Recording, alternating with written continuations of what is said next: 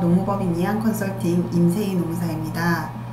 오늘은 근로계약서 작성에 대하여 알아보는 시간을 갖도록 하겠습니다. 먼저 근로계약서는 왜 작성해야 할까요? 많은 사업주분들께서 근로계약서는 꼭 써야 하는 것인지, 특히 아르바이트나 일용직 같은 근로자와도 꼭 체결해야 하는 것인지에 대해서 문의를 많이 주십니다. 그리고 만약 근로계약서를 작성하지 않았을 때 어떠한 불이익이 있는지, 벌금이 나온다면 그 금액은 어느 정도가 되는지에 대하여도 많이 문의를 주십니다.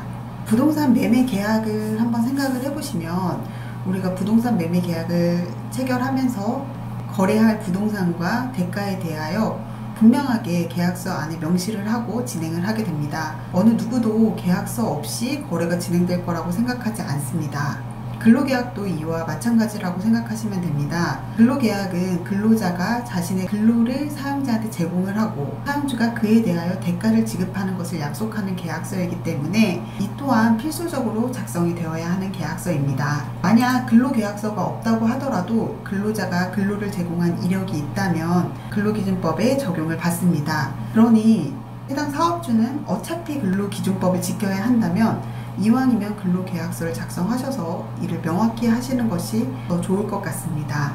다음으로 근로계약서에는 어떻게 작성을 해야 할까요? 많은 사업주분들께서 근로계약서에 어떤 내용을 넣어서 언제 어떻게 작성해야 되는지에 대해서 문의를 많이 주시고요. 근로자분들 같은 경우에는 근로계약서에 들어가 있지 않은 연장이나 야간, 휴일 근무를 했을 때 이에 대한 수당을 청구할 수 있는지에 대하여도 문의를 주십니다. 그렇다면 근로계약서에는 어떤 내용들이 들어가야 할까요? 우리 근로기준법에는 근로계약서에 반드시 명시되어야 하는 내용들이 있습니다. 예를 들어서 업무의 내용과 업무의 장소, 근무일과 휴게시간, 그리고 소정 근로시간, 연차 유급 휴가, 임금에 대한 항목, 이런 부분들은 근로계약서 안에 꼭 필수적으로 들어가야 하는 내용들입니다. 만약 근로계약서에 이런 내용들이 들어가 있지 않다면 나중에 분쟁이 생겼을 때 이를 다툼을 증명할 방법이 없어서 많이들 어려워하시고 곤란해 하십니다. 그러니 이런 내용을 근로계약서에 분명하게 명시하여서 다툼이 생기지 않도록 하는 것이 좋겠습니다. 우리 근로기준법은 근로계약서에 관련하여 법률로서 명확하게 정하고 있는 내용들이 있습니다. 근로기준법 제17조에는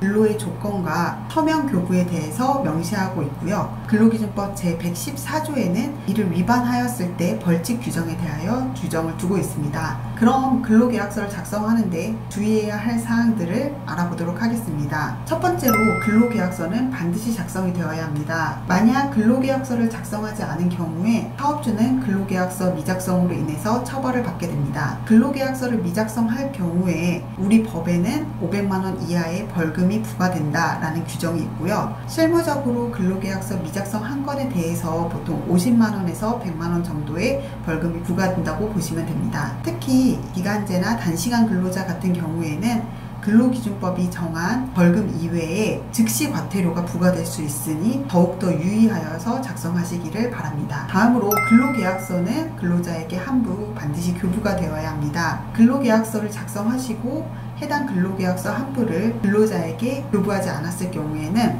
사업주가 벌금을 부과할 수 있으니 유의하시기 바랍니다. 세 번째로 근로계약서의 필수 항목들이 모두 다 포함되어야 합니다. 근로계약서는 어떤 양식으로 작성되었는지 보다는 그 양식 안에 우리 법에서 정하고 있는 필수적인 내용들이 다 들어가 있는지가 더 중요합니다. 앞서서 말씀드렸듯이 근로계약서 안에는 필수적으로 작성되어야 되는 항목들이 있는데요. 이 내용에 대해서는 잠시 후에 표준 근로계약서를 보면서 하나하나씩 세부적으로 살펴보도록 하겠습니다. 먼저 근로개시일입니다. 근로개시일은 근로계약이 시작되는 첫날인 출근일을 기재하시면 됩니다. 보통 정규직 근로자의 경우에는 근로개시일만 있고 종료일은 없기 때문에 근로개시일만 기재하시면 되고, 필요하신 경우에는 괄호를 치고 정규직 또는 기간의 정함이 없음이라고 필기하기도 합니다. 계약직 같은 경우에는 근로 개시일과 근로 종료일이 모두 있기 때문에 개시일과 종료일을 모두 기재하시면 됩니다. 다음으로 근무 장소입니다. 근무 장소는 실제 근무를 수행하는 장소를 기재하시면 됩니다. 본사와 지사, 공장이 있는 경우라고 하더라도 본인이 실제로 근무하시는 장소를 기준으로 작성을 하시면 됩니다. 세 번째로는 업무의 내용인데요. 업무의 내용은 실제 이 근로자가 어떤 업무를 할지에 대해서 기재를 하시면 됩니다. 아까 말씀드렸던 근무 장소나 업무 내용 같은 경우에는 근로조건 변경이 되는 것이기 때문에 이를 변동할 경우에는 근로계약서를 재작성하시는 것이 원칙입니다. 그러나 사업장의 사정에 따라서 근무 장소나 업무 내용은 자주 변경이 될 수 있기 때문에 이를 동의한다는 내용을 근로계약서 안에 사전에 명시적으로 해두시면 나중에 이 업무 내용이나 업무 장소를 변경하셨을 때 별도로 계약서를 작성하시지 않으셔도 됩니다. 물론 이 경우라고 하더라도 근무 장소나 업무 내용 변경에는 합리적인 이유가 있어야 합니다. 다음으로 소정 근로시간입니다. 소정 근로시간이란 법에서 정한 근로시간 범위 안에서 근로자와 사용자가 실제로 일하기로 정한 시간을 말합니다. 휴게시간은 보통 근로시간이 4시간인 경우에는 30분 이상, 근로시간이 8시간인 경우에는 1시간 이상의 휴게를 근로시간 도중에 의무적으로 부과해야 합니다. 소정 근로시간을 초과해서 연장 근로를 하게 될 때에는 근로자의 동의가 필요합니다. 그러나 사업장에서 예상치 못하게 발생하는 연장 근로에 대하여 그때그때마다 동의를 받는 것이 어렵기 때문에 사업주는 보통 이 항목에서 별도로 동의를 사전에 받아주시기도 합니다. 예를 들어서 회사 경영 상황에 따라서 연장이나 휴일 근로를 할 수 있음에 동의한다 라는 날은 따로 만드시고 거기에 사인을 받으시는 거죠. 다음으로는 근무일과 휴일입니다. 근무일은 근로자와 사용자가 합의한 근무일에 대하여 기재하시면 됩니다. 근로기준법은 휴일에 대해서는 근로자가 위 근무일을 만근했을 때 하루의 휴일을 유급으로 주도록 되어 있습니다. 그 조항에 따라서 보통 일주일 중에 어떤 날을 주일로 할지 결정하셔서 명시하시면 됩니다. 휴일은 꼭 주말은 아니어도 되고요. 평일이어도 무방합니다. 사업장의 사정에 따라서 딱 어떤 하루를 휴일로 지정하기 어려우신 경우에는 매주 첫 번째 휴무일 등으로 작성하시는 것도 가능합니다. 단시간 근로자 같은 경우에는 앞서 말씀드린 근로시간과 근무일 휴일이 더 자세하게 기재가 되어야 합니다. 단시간 근로자는 일반 근로자에 비해서 근로시간이 좀 짧은 근로자를 말하는데요. 우리가 흔히 생각하는 아르바이트생이라고 생각하시면 됩니다. 단시간 근로자 같은 경우에는 근무일별로 근무시간과 휴게시간을 각각 구분하셔서 작성을 하셔야 합니다. 근로계약서에서 가장 중요한 부분이라고 할 수 있는 임금 부분입니다. 근로계약을 체결할 때 근로자에게 지급하는 임금을 월급으로 할 것인지 시급으로 할 것인지 1급으로 할 것인지를 먼저 정해야 합니다. 그리고 이렇게 정하는 임금 외에 별도로 근로자에게 지급하는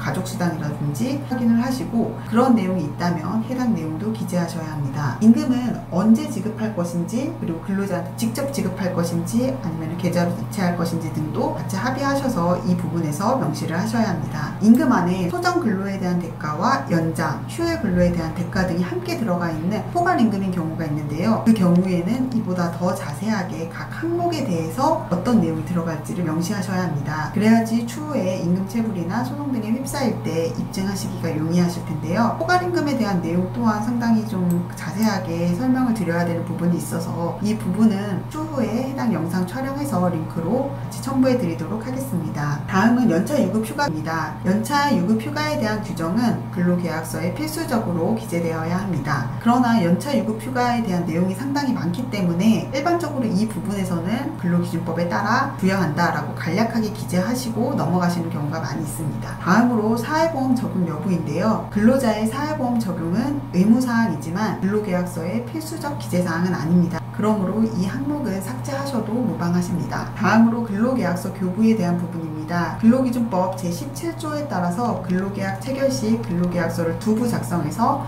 한 분은 근로자에게 교부를 해야 합니다. 이를 확인해주는 내용입니다. 마지막으로 근로계약, 취업규칙 등의 성실이행 의무와 기타에 대한 부분이 있는데요. 이 부분은 근로자와 사용자가 근로계약을 좀 더 명확하게 인지를 하고 성실하게 이행을 하도록 하기 위해서 적은 규정이고요. 꼭 반드시 이 계약서 안에 들어가야 하는 내용은 아닙니다. 그리고 마지막에 사업주와 근로자가 각각 서명 날인하는 부분이 있는데요. 해당 부분은 각 근로자와 사용자가 자필로 서명 날인하셔서 한 부씩 교부 받으시면 됩니다. 해당 영상에서는 고용노동부에서 배포한 근로계약서, 표준 근로계약서 양식을 기준으로 살펴보았습니다. 표준 근로계약서이기 때문에 해당 내용은 법에서 필수적으로 기재해야 하는 최소한의 내용을 담은 것이고요. 사업장 사정에 따라서 추가적으로 내용을 작성하시는 것은 가능합니다. 그러나 이 내용 중에서 어느 하나를 빼시는 것은 안 됩니다. 앞서 말씀드린 것처럼 근로계약서는 사업주와 근로자가 근로의 내용에 대해서 약속을 정하는 문서로 필수적으로 작성되어야 하는 것입니다. 사업장에서는 이를 번거롭게 생각하실 것이 아니라 당연히 해야 하는 일이라고 생각하시고 사전에 사업장에 맞는 근로계약서를 구비해 두실 것을 권해드립니다. 해당 영상이 근로계약서를 작성하는